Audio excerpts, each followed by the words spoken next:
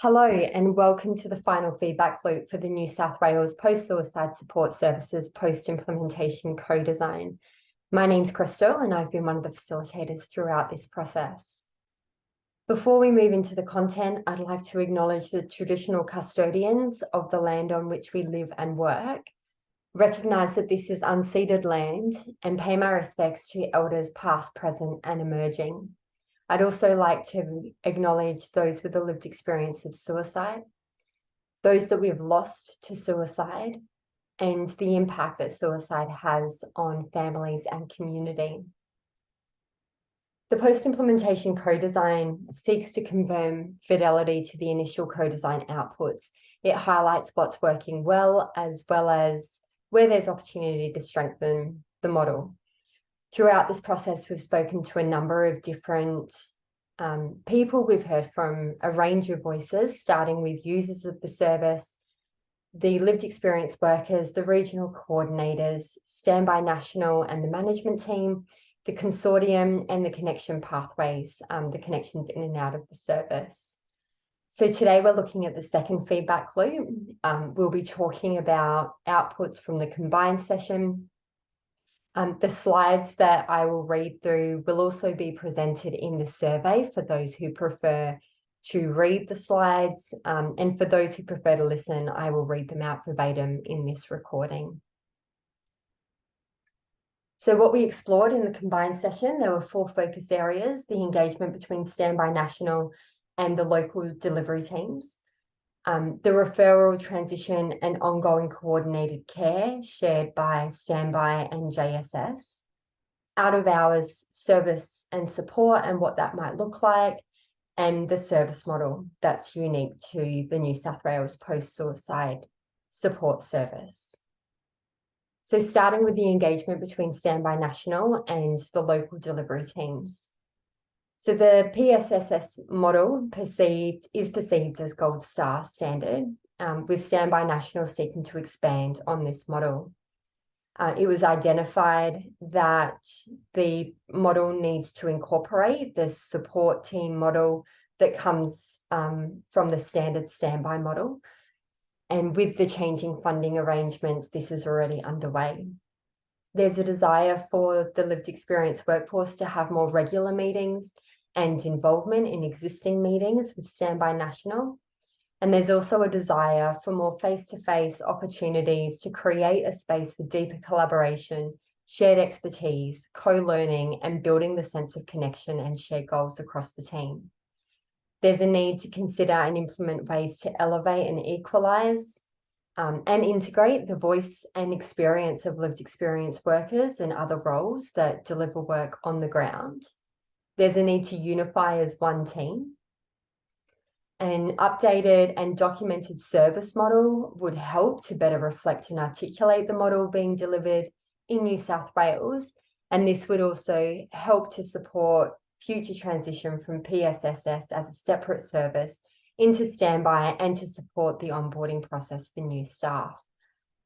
Perceptions of disconnect between the type of service that PSSS was intended to be and the service that it is, that there's a need to better balance the clinical and non-clinical aspects of the service, as well as the risk approach. There's also a perception that National is potentially not on the same page with how people are being supported. With regards to Standby and JSS, the shared relationship, referral process, transition and coordinated care. So it's recognised that JSS brings valuable specialised grief counselling skills to further support people supported by the post-suicide support service, and that this is free and unlimited. It's noted that it can be confusing to people when they're moving between the two services, and that the support that JSS provides should be communicated to people as Standby for consistency. That the additional offering of suicide bereavement counselling, family groups and support groups is a critical part of the model.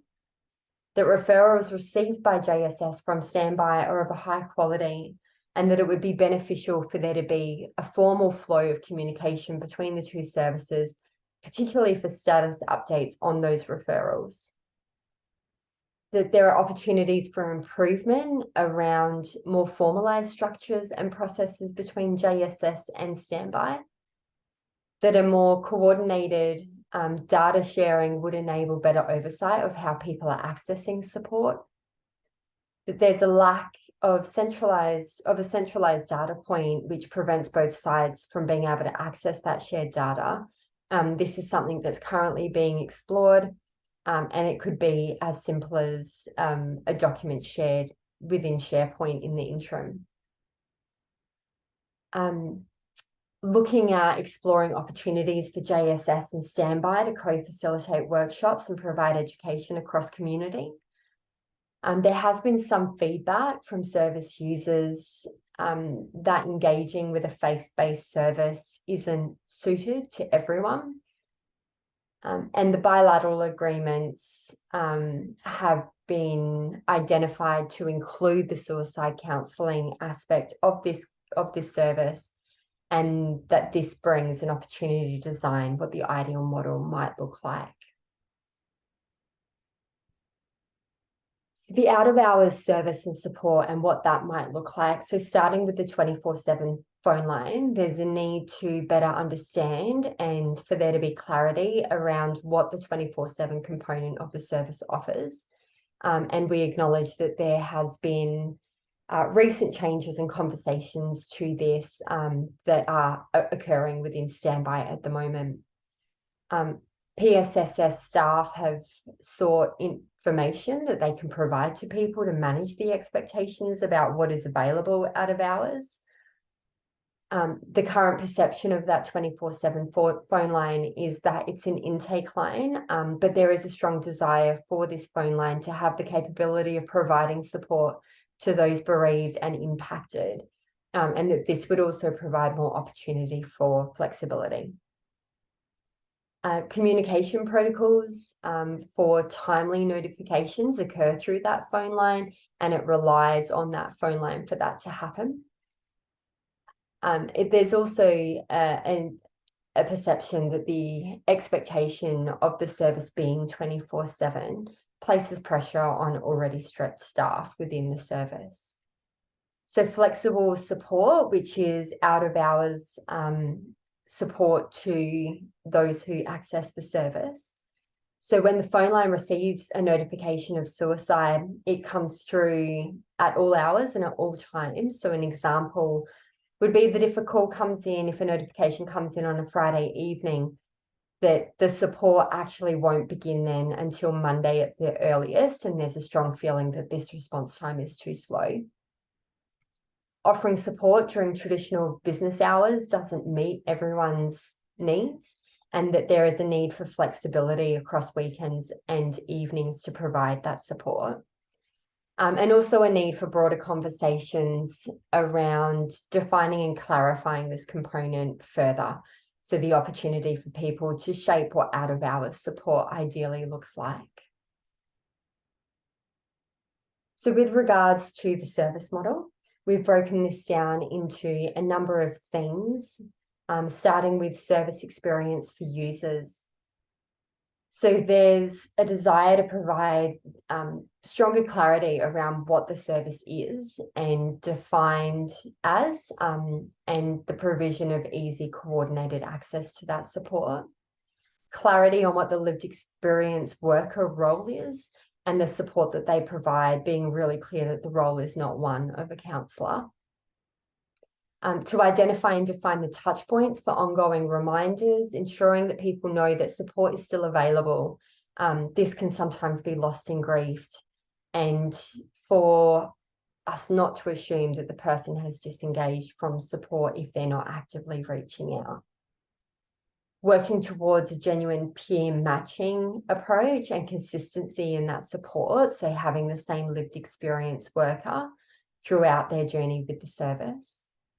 The ability to be flexible, person-centered, and to engage with people at times that suit them.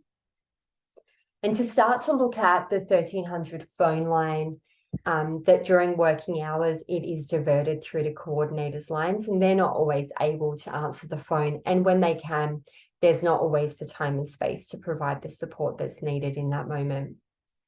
And again, we're speaking about the touch points, so the need for clearer expectations around touch points, follow-up and points of transition with a person being supported. So exploring additional resources and types of support for people. So there is currently a strong focus on the one-to-one support, but a desire that there be a stronger focus on building out broader community supports for people. The need for additional resources and types of support to be offered beyond just talking, particularly for young people.